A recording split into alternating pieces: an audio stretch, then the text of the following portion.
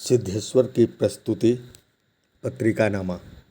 सिद्धेश्वर की डायरी बनाम पुस्तकनामा समकालीन कविता के प्रति जागरूक है। प्रेरणा अंशु।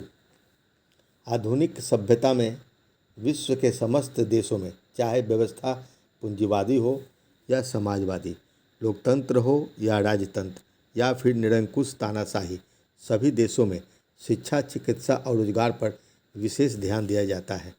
बुनियादी सेवाओं और ज़रूरतों पर फोकस किए बिना कोई व्यवस्था चल ही नहीं सकती। राष्ट्र की बुनियादी इकाई नागरिक है। राष्ट्रीय विकास का सीधा मतलब है नागरिक सुविधाओं और नागरिक अधिकारों का विकास। वैक्सीन पर हुआ पूरा खर्च और महामारी का कारोबार जैसे ज्वलंत विषय पर एकाग्रचित्त होकर चिंतन मनन करने की आवश्यकता है, और इसका बखूबी निर्वाह कर रहे हैं प्रेरणा अंशु के कार्यकारी संपादक पलाश विश्वास और इस पत्रिका के संपादक वीरेश कुमार सिंह, जो अपना उत्तरदायित्व व्यवहारिक तौर पर निर्वाह कर रहे हैं, और उनके ही उपरोक्त विचार प्रकाशित हुए हैं संपादकीय के तहत। लेकिन पत्रिका को आम जन और आम पाठक से जोड़ना भी उतना ही जरूरी है जितना समय संदर्भित रचनाओं को एकत्रित कर पत्रिका में प्रकाशित करना, और इन सभी का निर्वाह इस पत्रिका में भली भांति हो रहा है। बस एक कमी रह गई है स्तरीय रचनाओं को अस्तरीय ढंग से प्रस्तुत करने की।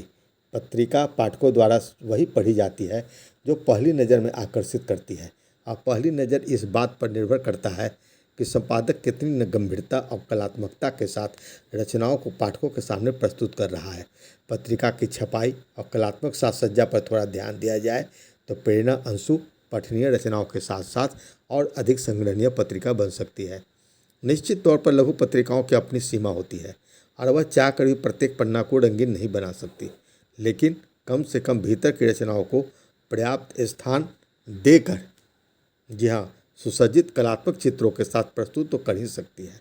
हालांकि पहले के अंकों की अपेक्षा जून 2024 अंक में सुधार हुआ है। हमारे हाथ में मई 2024 और जून 2024 अंक उपलब्ध है, और इन दोनों अंक में प्रकाशित रचनाएं और अन्य लघु पत्रिकाओं से थोड़ा हटकर है।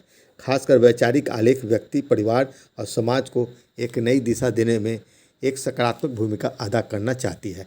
चाहे वह पलाश विश्वास का आलेख हमारे बच्चे कितने सुरक्षित हैं की बात कीजिए, या फिर सिद्धेश्वर का आलेख राजनीति में विकल्प की तलाश, अमित बैजनाथगढ़ का आलेख हर साल 10 लाख महिलाओं की मौत का खतरा है, या डॉक्टर आशा सिंह सिकरवार की तापबीती बड़ी संख्या में दाम्पत्य टूटे।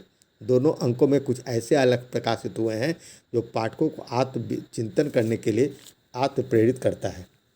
इन सब के बावजूद यह पत्रिका सिर्फ राजनीति छवि की पत्रिका नहीं लगती, बल्कि साहित्यिक भी लगती है।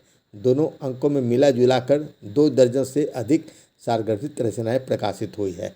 इन रचनाओं में अशोक भाटिया, डॉक्टर कुसुम जोशी, विद्याशंकर विद्यार्थी, डॉक्टर शैलचंद्र, विभा कुमारी, रश्मि लहर, डॉक्टर संजय कुमार, कमलेश भारतीय आदि की लघु कथाएँ, और गोबियल गार्निया, अनीता रश्मि और जयंत की कहानियों के साथ साथ देवेंद्र आर्घवंडी, लाल अग्रवाल, राजकुमार असम, माधुरी रउलकर, हेमकर, श्याम किशन तिवारी, अशोक अंजुम, प्रवीण अंशु, जितेंद्र शाही, डॉक्टर गोपाल, रमेश मनोहरा, विपिन जैन आदि कवियों की एक से बढ़कर एक गज़लें इस बात का पुख्ता प्रमाण है कि मुक्त छंद के नाम पर सपाट बयानी लिखने वाले कवियों की अपेक्षा छंद में गीत गज़ल लिखने वाले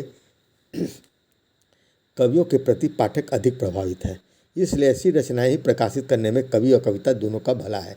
मुक्त छंद कविता के नाम पर सार्थक कविताएं कम लिखी जा रही है। इस अंक में केशव शरण, प्रियंका श्रीवास्तव, वोलेन पटेल, रोशनी साहू जैसे कुछ एक कवियों को छोड़ दिया जाए तो अधिकांश कविताएं हमें भ्रमित करती है और आम पाठकों के हृदय में उतरने में सक्षम नहीं है।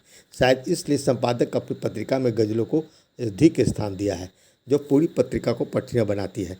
ऐसी रचनाओं के प्रति संपादक गंभीर भी नजर आते हैं।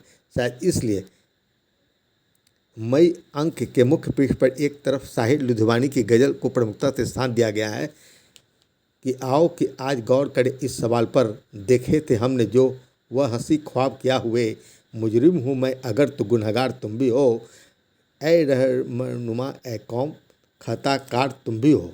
तो दूसरी तरफ नरेश सक्सेना की एक सार्थक समकालीन कविता को भी स्थान दिया गया है जून के मुख्य पृष्ठ पर, बीज फिर भी क्यों होना चाहते हैं वृक्ष, मनुष्यों की तरह शायद नहीं होते वृक्ष। बीजों को वे अपनी बुरी बुरी स्मृतियाँ नहीं देते, उन्हें वे सिर्फ फलों की, फूलों की, रंगों की, खुशबुओं की, मौसमों और चिड़ियों की स्मृतियाँ ही देते हैं। दुखद स्मृतियों से उन्हें रखते हैं मुक्त। घृणा और हिंसा से भरे इस समय में पौधों को सींचते हुए करता हूँ कामना उस साहस की जिसके साथ मिट्टी में कर सकूँ प्रवेश, एक बीज की तरह। इसे कहते हैं एक मुकम्मल समकालीन कविता, जिसमें सिर्फ श्रेष्ठ विचार नहीं बल्कि अप्रत्यक्ष रूप से छंद है और कुछ पंक्तियों में काव्यात्मक अभिव्यक्ति भी। सच्चे दिल से बतलाए कोई, आज इस तरह की कितनी सपाट बयानी की कविताएं लिखी जा रही है। दुर्भाग्य है कि मुख्य धारा के कई कवि भी सपाटवानी कविता के नाम पर मजाक कर रहे हैं, कविता के साथ खिलवाड़ कर रहे हैं, और इसलिए वे समीक्षकों, आलोचकों और मुख्य धारा की पत्रिकाओं के करीब होकर भी मान सम्मान, पैसा सब कुछ बटोर रहे हैं, किंतु आम पाठकों से बहुत दूर है। मुझे खुशी है कि ऐसी कविताओं से प्रेरणा अंशु के संपादक सावधान हैं और उनका साहित्य प्रेम स्पष्ट रूप से पत्रिका में झलकता है। और आर्थिक संकट से इस दौर में भी वे अपनी पत्रिका को व्यावसायिक बनाने के बजाय, पत्रिका को बुक स्टॉल पहुंचाने के बजाय घर घर तक पहुंचाने का प्रयास कर रहे हैं। और यह तभी संभव है जब जागरूक पाठक भी उनका सहयोग करें, प्रेरणा अंशु साहित्य यात्रा की एक लंबी दूरी तय करे। यह हमारी हार्दिक कामना है। प्रस्तुति सिद्धेश्वर। कृपया हमारे चैनल को सब्सक्राइब अवश्य कीजिए।